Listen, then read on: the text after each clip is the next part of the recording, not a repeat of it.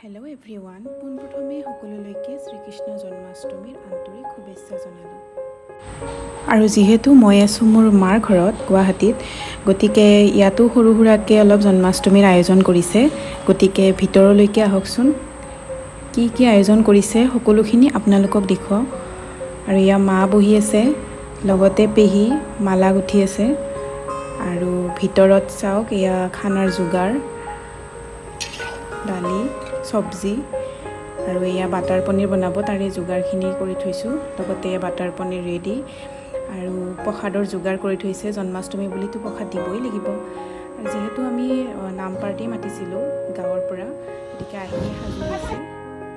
আৰু এয়া মায়ে নাম পাৰ্টিক আগবঢ়াবৰ কাৰণে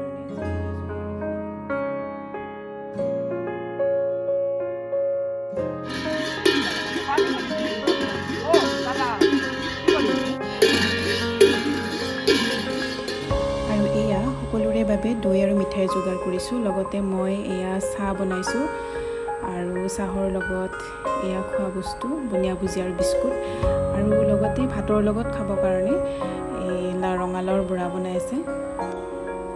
আৰু এয়া নাম আৰম্ভ হৈ গ'ল।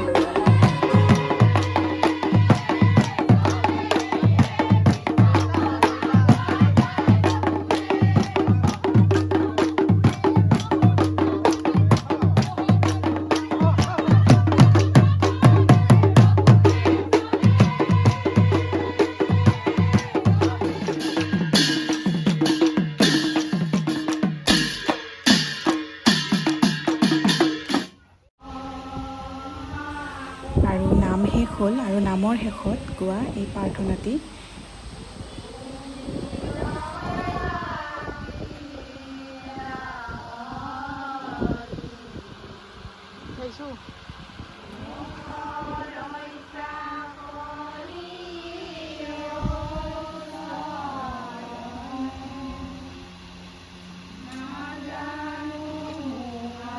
আৰু এতিয়া গৃহস্থৰ আশীৰ্বাদ লোৱা সময়, আৰু আমি সকলোৱে ঘৰৰ আশীৰ্বাদ লৈ আছোঁ।